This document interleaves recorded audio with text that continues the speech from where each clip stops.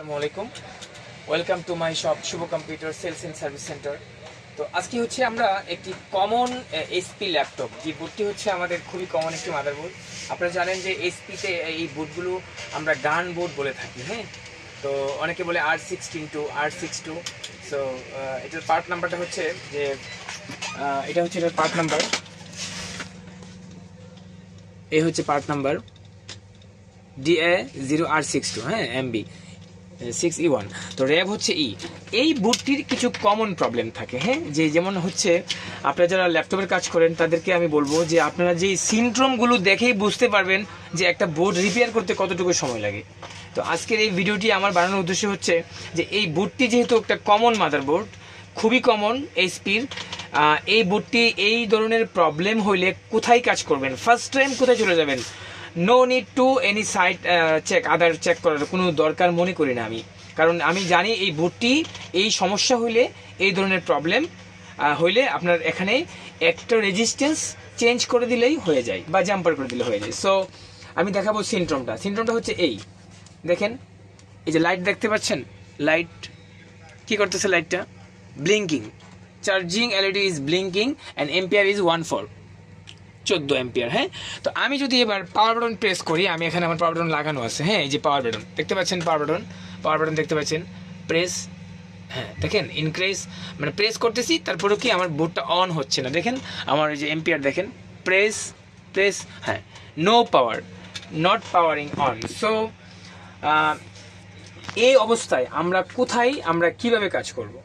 আজকের এই আলোচনার বিষয়টি হচ্ছে যে আপনারা যারা ল্যাপটপের কাজ করেন বা ল্যাপটপের কাজ শিখতেছেন তাদের জন্য ভেরি হেল্পফুল এই ভিডিওটি, আই থিঙ্ক, বিকজ অফ এই প্রবলেমগুলো আমরা অতীতে অনেক সলভ করেছি। এই ধরনের সমস্যা হলে আমরা খুব সহজেই একটি জায়গায় আমরা যেতে পারি, সেই জায়গাটি হচ্ছে কি আজকে আমরা তা দেখাবো, হ্যাঁ। তো সর্বপ্রথম যেটি হচ্ছে যে আমি এখানে সময় স্বল্পতার জন্য এখানে আমি যে সেকশনটি দেখাবো, এটা হচ্ছে এখানে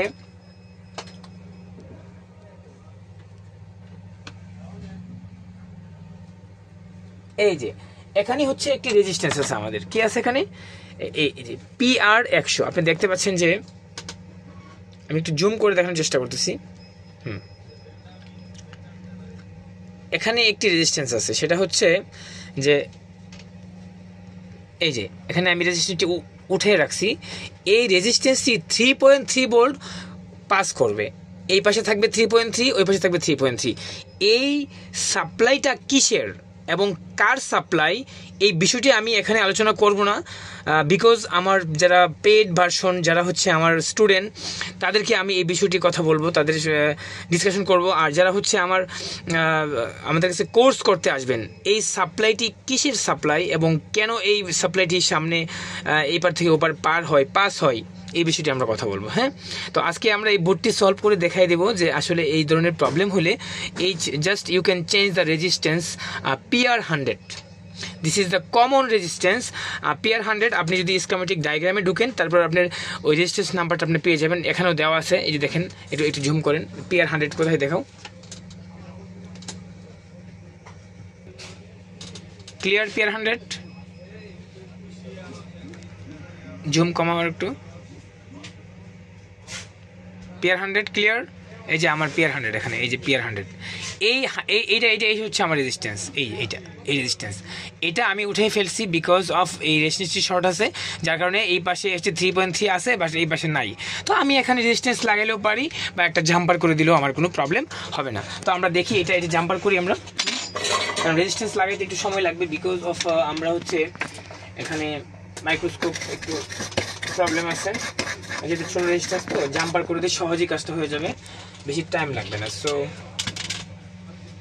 now we can jumper this resistance PR100, okay. তো আমরা এখন দেখবো যে এর কি পজিশন আছে, জাম্পার করে দেব আমরা, জাস্ট you can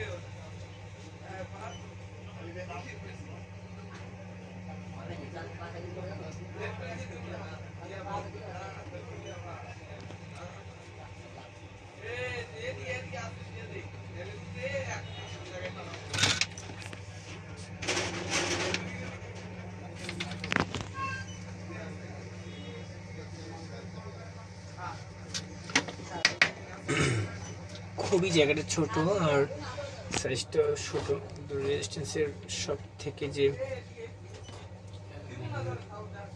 সাইজ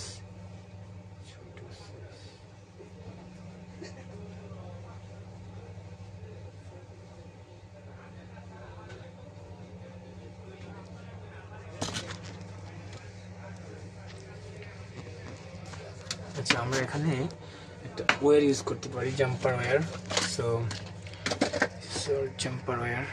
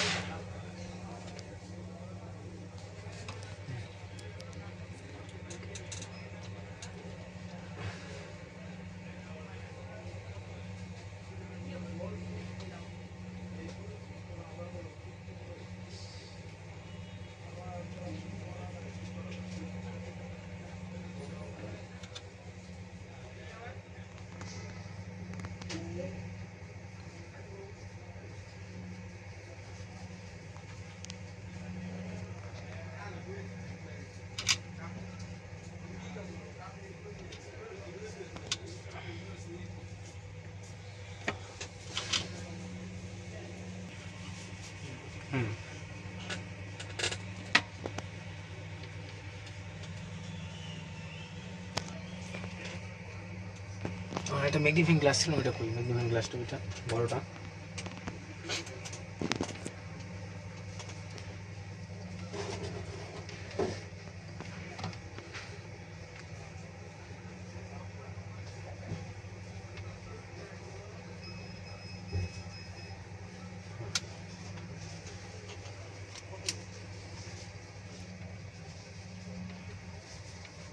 এক সেট লাগছে।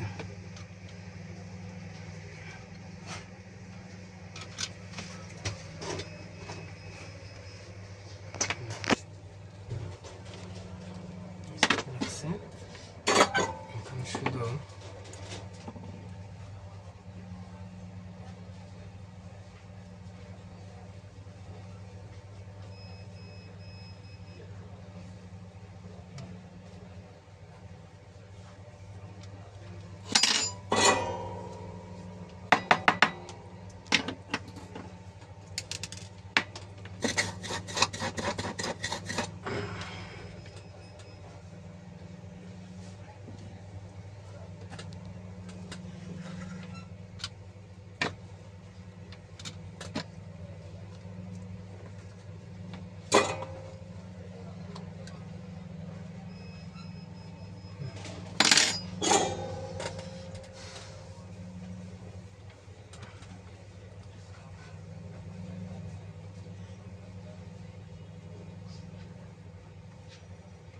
যদি মাইক্রোস্কোপ হয় তাহলে খুবই ভালো হয়, বিকজ খুব সুন্দরভাবে দেখা যায়।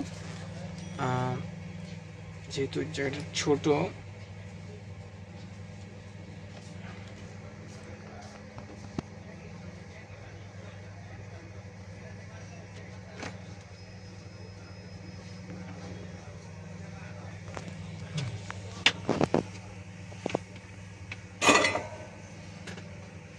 কিছুটা কোথায়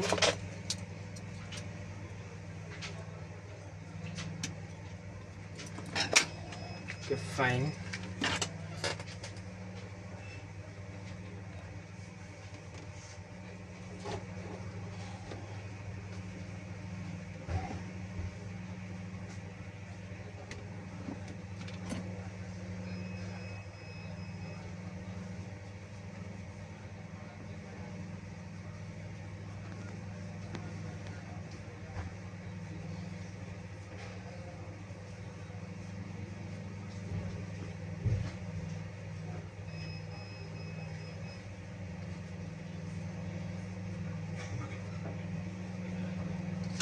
অনেক ডাস্ট।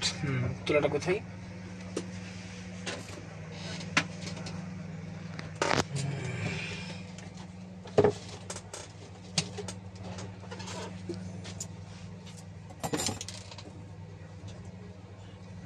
আমরা জাস্ট ক্লিন করব, দেন আমরা চেক করব। হ্যাঁ,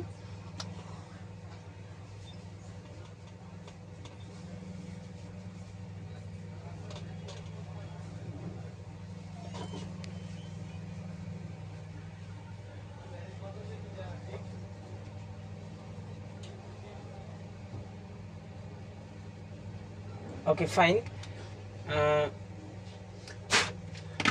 তো সাকসেসফুলি আমরা হচ্ছে জাম্পারটা করেছি। আর এখানে আমরা এখন চেক করে দেখব যে আমাদের যে ডিসি মিটার এবং আমার লাইটগুলো কি ইন্ডিকেট করতেছে। প্লিজ আপনারা সবাই দেখবেন, দেখছেন light is still, okay still আছে লাইটটা, আর ব্লিঙ্কিং করতেছে নো। তো এখন আমরা পাওয়ার সুইচ করব, এবং দেখো এখানে পাওয়ার সুইচ অ্যান্ড ওখানে দেখাবো মিটারে পাওয়ার সুইচ, প্রেস। হ্যাঁ আমাদের ফ্যান ঘুরছে এবং আমাদের এম্পিয়ার চলে আসছে, হ্যাঁ কত 500। So this problem is solve. আমরা এখন ডিসপ্লে চেক করতে পারি, right? Now we can check the display on my keyboard.